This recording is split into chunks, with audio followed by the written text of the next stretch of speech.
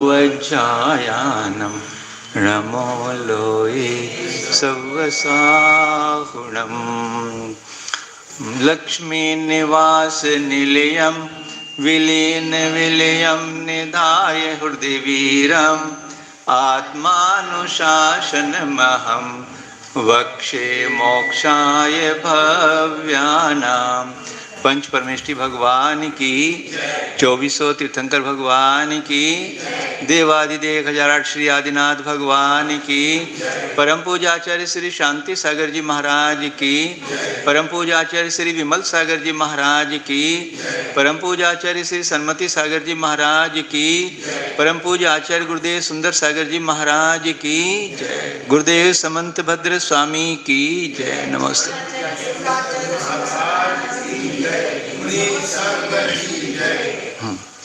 आत्मानुशासन ग्रंथ आचार्य गुरुदेव गुणभद्र स्वामी द्वारा विरचित है। इसमें अभी अपना जो विषय चल रहा है, कल बताया था, यदि कोई जीव संयम की नाव में बैठा हुआ है तो बाहर कितना भी यदि नदी में जल आ जाए तो उसकी नाव में बैठा हुआ वो कभी घबराता नहीं है। और यदि हम ग्रस्त में हैं तो हमारी नाव बराबर डावाडोल रहती है। संयम की नाव डावाडोल नहीं होती। आज 205 नंबर है। हाँ,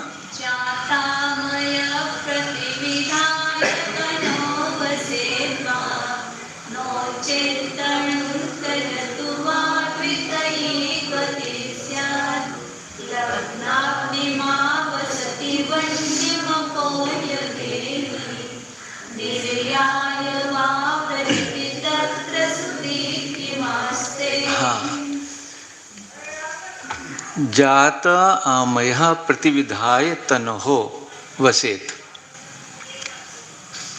इस शरीर में यदि आमय यानी रोग उत्पन्न हो जाए, यदि शरीर में रोग उत्पन्न हुआ है, प्रतिविधाय तो उसका प्रतिकार करना चाहिए। रोग दूर हो जाए, प्रतिकार उसका करना चाहिए। प्रतिकार करने पर उसमें रहना चाहिए।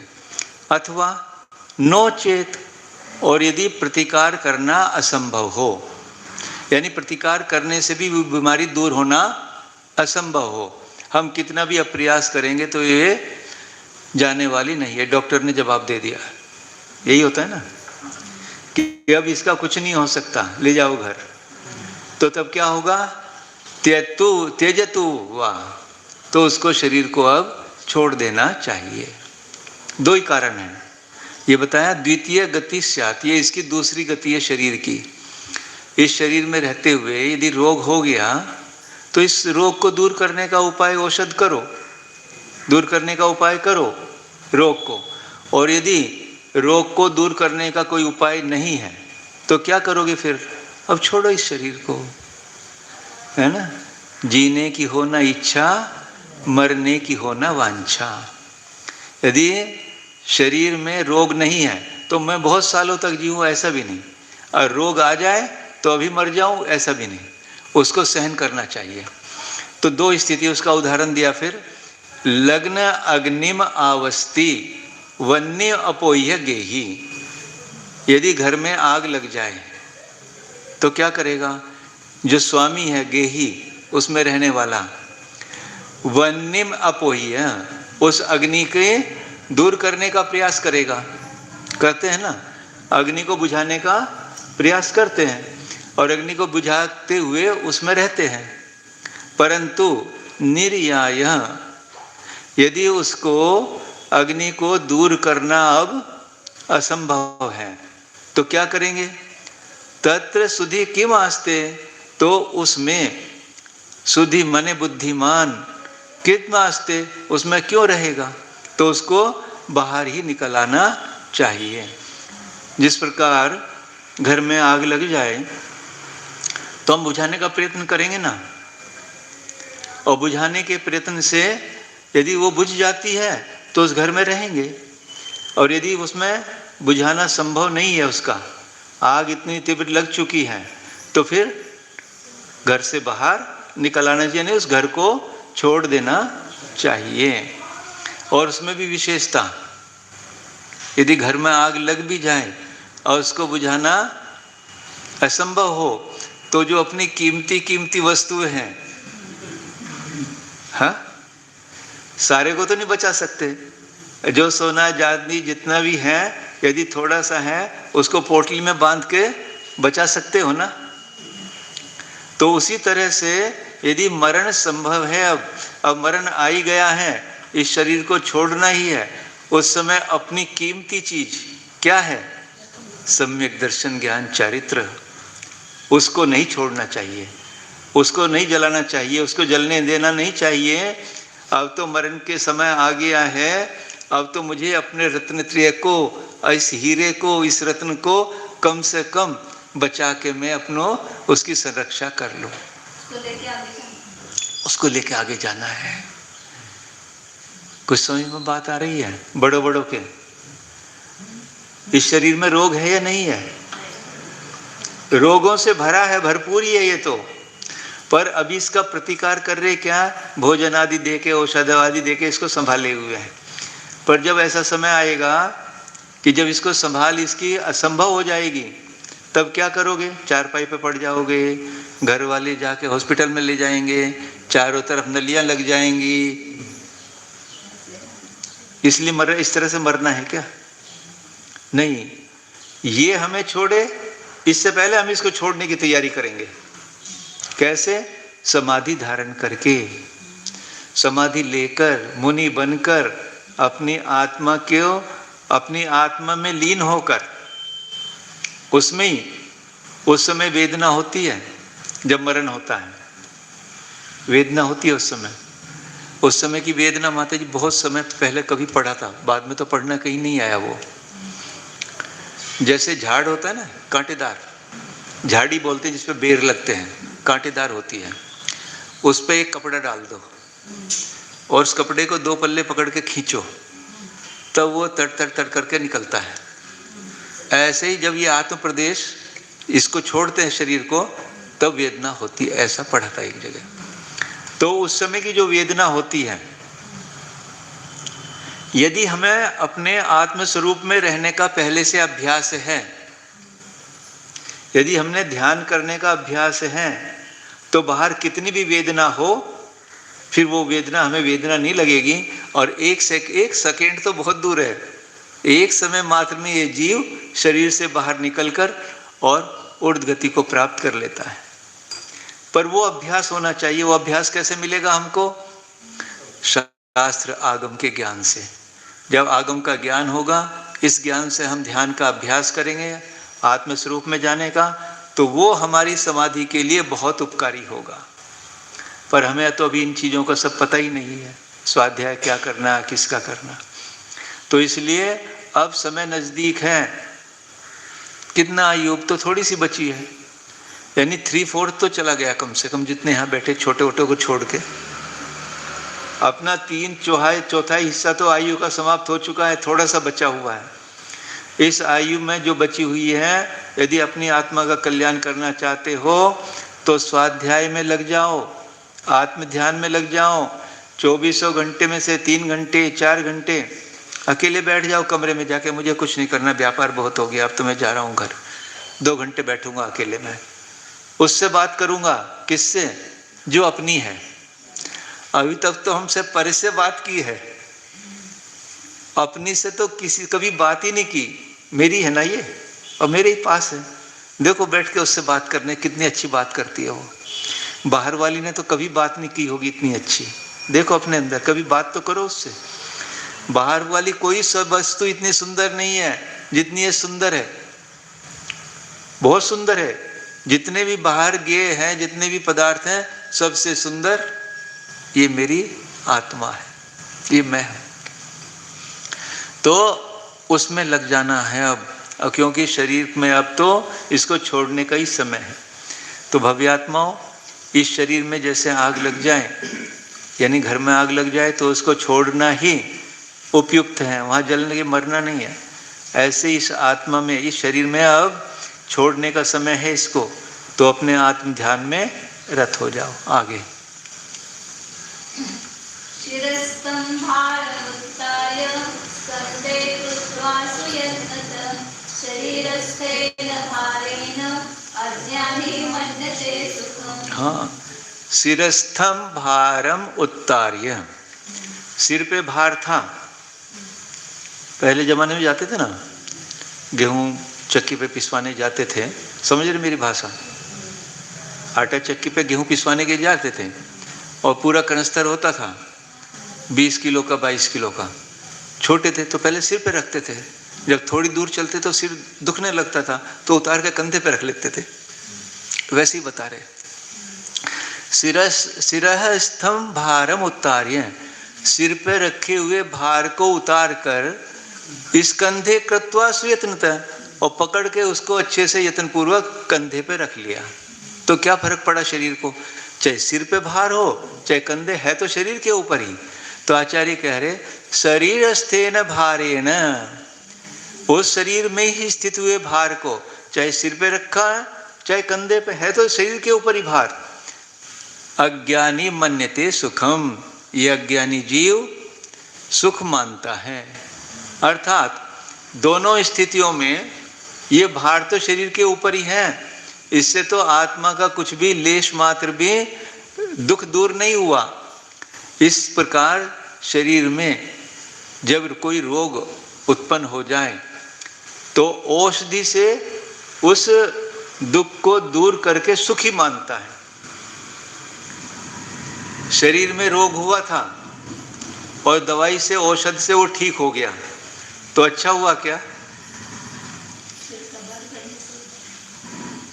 सिर का भार उतारा कंधे पे रख लिया तो थोड़ा सा लगा कि चलो कंधे पे भार आ गया, पर वास्तव में भार खत्म हुआ क्या? नहीं। तो आचार्य कह रहे हैं शरीर का संबंध तो अभी भी बना हुआ है। ये कब ये शरीर का संबंध मुझसे खत्म हो, ऐसा अब हमें प्रयत्न करना है। इस शरीर को शरीर के भार को बिल्कुल ही खत्म करना है। पर हमें तो शरीर का भार लगता ही नहीं है। लगता है क्या शरीर का भार? इस आत्मा ने इस शरीर को ढोते ढोते, दुष्ट शरीर को, इसने हमारा अपकृत ही किया है, कभी इसने हमारा भला नहीं किया। ढोते ढोते अनंत काल हो गया, कभी तो सिर पे रखा, कभी कंधे पे रखा, कभी एक इंद्री दो इंद्री बना छोटा और कभी पंचेंद्री बना, तो इससे उसका कुछ भी भला नहीं हुआ। तो ऐसा प्रयत्न करना है कि अब इस शरीर का साथ छूट जाए।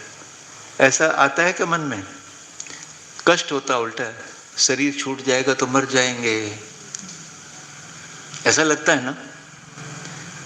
अरे भैया, ऐसा मरण करना है कि कभी शरीर मिले ही नहीं अभी हमको। और ये कैसे संभव है? तपस्या के द्वारा, संयम के द्वारा, ज्ञान के द्वारा ये संभव है या नहीं है संभव कि हमें शरीर ना मिले? ऐसा संभव है या नहीं है? यदि ऐसा होता तो हमारे तीर्थंकर जो सिद्ध हुए हैं, सिद्ध हुए हैं ना, वे तो शरीर छोड़ के तो सिद्ध हुए, फिर दोबारा शरीर मिला क्या उनको? तो ऐसा जब हो सकता है तो मैं क्यों नहीं कर सकता हूं? आप सोचते हो ना कि सीमेंट बेचकर जब दूसरा आदमी कमा रहा है तो मैं क्यों नहीं कमा सकता हूं? तो उसके लिए प्रयत्न करते हो। ऐसे ही जब हमारे शुद्ध भगवान अशरीरी हुए हैं तो मैं भी हमेशा के लिए इस दुष्ट शरीर से निजात कब पाऊं, ऐसा प्रयत्न मुझे करना है आगे। एक रोग ठीक हुआ तो कुछ सुख नहीं होगा। हाँ, पूरा भरा हुआ है ये तो शरीर, तो रोगों से भरा हुआ है। पर हम मानते हैं दवाई खा के बुखार हो गया तो चलो बहुत अच्छा हो गया, कल तो बहुत कष्ट आया तो बढ़िया हो गया। वो बढ़िया हुआ क्या? अब तो पूरा ही रोग खत्म करना है, तब अनंत सुख का सागर हमको मिलेगा। हाँ, आगे। यावदस्ति प्रतीकारस्तावत् कुर्यात् प्रतिक्रियां तथा प्रलोकशान्तानां मनुद्वेगः प्रतिक्रिया। हाँ, यावद अस्ति प्रतिकारः तावत् कुर्यां प्रतिक्रियां, जब तक उसका प्रतिकार करना संभव है तब तक प्रतिकार करे। और तथापि ऐसा होने पर भी अनुशांतानाम उद्वेगा प्रतिक्रिया, फिर भी यदि वे शांत नहीं होते, यदि प्रतिकार करने पर भी शांत नहीं होते वे रोग, तो क्या करें? खेद को प्राप्त नहीं करना। यदि रोग आ गया है और शांत नहीं हो रहा है तो बस अपने आत्मा में चले जाओ। अब छोड़ने की बात करो इसको, तुम शांत नहीं होते तो नहीं हो, अब मेरे अंदर तो शांति बहुत है। यदि अपने, ये तो प्रैक्टिकल करके देखा माता जी, जब कितना भी कष्ट हो, बाह्य कितने भी विकल्प हो, ऐसे ज्यादा विकल्प हो कि आत्मा ऐसा लगता है कि मर जाए अब तो, इतने विकल्पों का भार भी आ जाए, तब यदि भगवान की भक्ति में लग जाओ या अपने आत्मा के साधना में, ध्यान में लग जाओ, तो वे विकल्प तो छूमंतर हो जाते हैं, एक सेकंड भी नहीं रहते, सारा सब गलित हो जाते हैं। हम आते थे बैंक से माता जी 8 बजे, दिन भर के बहुत विकल्प रहते थे, पब्लिक के भी, ऊपर वालों के भी, और आधा घंटा 1 घंटा स्वाध्याय करते थे बैठ के 8 बजे के बाद। हाथ पैर धोए, खाना पीना तो कुछ था नहीं। 1 घंटे में इतना आनंद बरसता था कि दिन भर के सारे विकल्प खत्म, कुछ भी नहीं जैसे किया, और पूरी थकान जैसे दूर हो जाती थी। तो स्वाध्याय से ये सब बहुत मिलता है। और हमारा जैनागम ऐसा है कि हमारा यदि कुछ भी पाँव इधर उधर होता है, यदि हम अपने आचरण से विचलित होते हैं, तो ये हमारा जिनवानी माँ हमको कदम कदम पर संभालती है। तो जिनवानी का अभ्यास नित्य प्रति करना चाहिए। आगे यदादाय भवेत् जन्मी त्यक्त्वा मुक्तो भविष्यति शरीरमेव तत्याज्यं किं शेषे शुद्धकल्पने। हाँ, यद आदाय भवेत् जन्मी त्यक्त्वा मुक्तो भविष्यति, कि जिसको प्राप्त करके, किसको? इस शरीर को प्राप्त करके यह जीव भवेत जन्मी, संसारी बना हुआ है, जन्मवान, जन्म मृत्यु बर्थ डेथ ये चल रहा है। जिस शरीर को पाकर यह जीव संसारी बना हुआ है, और त्यक्त्वा मुक्त भविष्यति, और इसका त्याग करने से क्या होगा? सिद्ध बन जाएगा, मुक्त हो जाएगा इस संसार से। तो क्या करना चाहिए? हाँ जी विनोद जी, शरीर को छोड़ना चाहिए नहीं छोड़ना चाहिए? यहाँ तो कह रहे हो आप छोड़ना चाहिए, तो छोड़ने के लिए प्रयत्न क्यों नहीं चल रहा हमारा? शरीर के नाश के लिए प्रयत्न नहीं चल रहा है, विष रोग के नाश के लिए प्रयत्न चल रहा है, शरीर के नाश के लिए प्रयत्न। कितना एकदम वाक्य में कितना सुंदर बनाया, जिसके ग्रहण करने से ये जीव संसारी बना हुआ है, और जिसके त्याग करने से ये जीव मुक्त होगा, सिद्ध बन जाएगा। शरीरम एव तत्याज्यम, इसलिए शरीर को ही छोड़ देना चाहिए। किम शेषे क्षुद्र कल्पने, अन्य की जो शेष कल्पनाएं, छोटी कल्पनाएं, क्षुद्र कल्पनाएं, उनसे तेरा क्या प्रयोजन? इस शरीर से मुझे क्या मिलने वाला? यदि छूट जाएगा तो मैं मर जाऊंगा, मेरे बच्चों का क्या होगा? ऐसी ये सब क्षुद्र कल्पनाएं हैं, इनसे कुछ भी इस जीव का प्रयोजन होने वाला नहीं है। ऐसा अपने अंदर चलता है क्या? यहां से निकलेंगे और 2400 घंटे इस शरीर के लिए ही प्रयत्न है सारा। जिसको छोड़ने की बात कर रहे, जिसका नाश होना निश्चित है, उसी की सेवा में लगे हुए हैं। बच्चों का क्या होगा, मैं चला जाऊंगा तो बीवी का क्या होगा, घर कैसे चलेगा, ये बच्चे कामकाज कैसे संभालेंगे, अभी तो 2 ही पीढ़ी के लिए है, तीसरी पीढ़ी के लिए क्या होगा? हाँ भैया प्रताप जी, क्या सोचते हो? क्या करना है इसका? छोड़ना है, पर कैसे छोड़ना है? इसे त्याग तपस्या में लगाकर अपने आत्म कल्याण करके इसको छोड़ना है। हाँ आगे।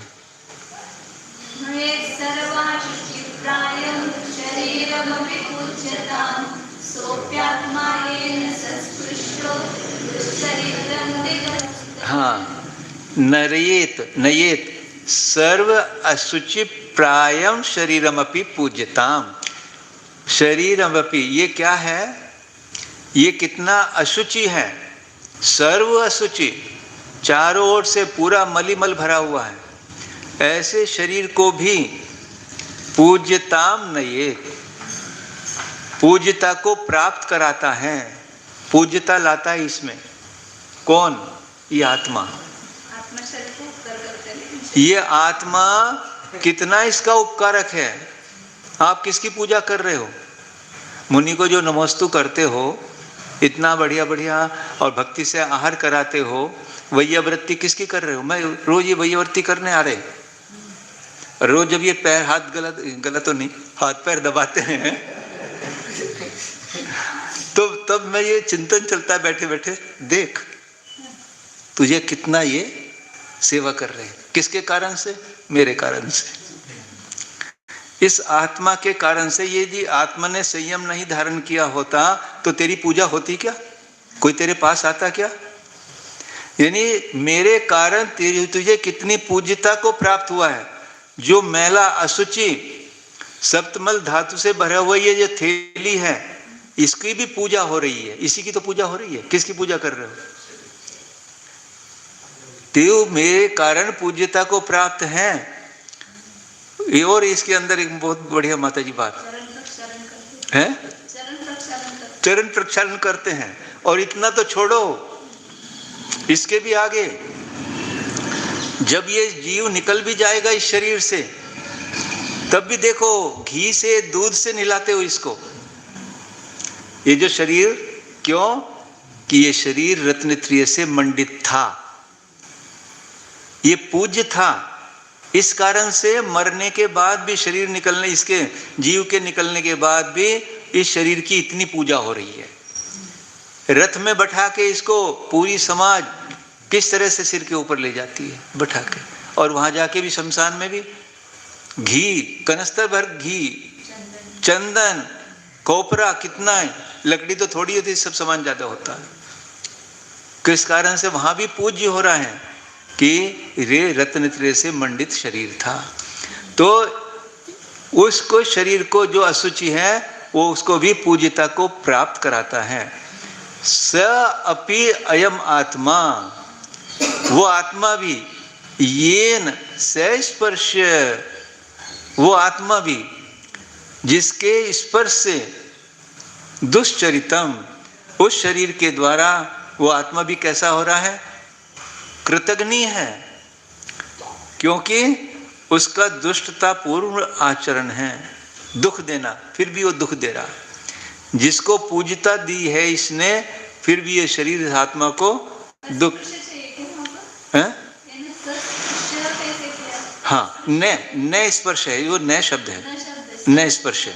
हाँ, न से नहीं चाहिए, तभी तो इसको मतलब ये न स्पर्श है दुश्चरितम, तो ऐसे शरीर को धिक् अस्तु, धिक्कार। हाँ हाँ, नीचे तो क्या है? ऐसे शरीर को धिक्कार हो। मैं तो, आप तो मेरा उपकार करते रहो और मैं आपका अपकार करूं, तो कोई मेरे पास आएगा क्या? मैं तो इस शरीर का उपकार कर रहा हूं बराबर। आप उपकार कर रहे हो नहीं शरीर का? भैया 24 घंटे इसके उपकार में लगे हुए हो। जो जो हमारी इंद्रियां चाहती हैं वो सब उसको उपलब्ध कराते हो।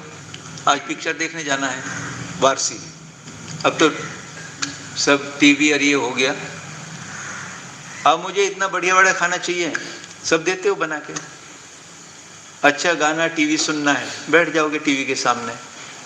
यानी हम पूरा इस शरीर के उपकार में लगे हुए हैं। और ये कैसा है? ऐसा दुष्ट है कि आत्मा को बराबर किसी भी काल में इसने सुख नहीं दिया और दे भी नहीं सकता। पर हमारा आत्मा क्या करेगी? क्यों नहीं इसके बारे में सोचता, इस भेद विज्ञान के बारे में, कि नहीं ये उपकारी नहीं है हमारा, हम इसके उपकारी हैं।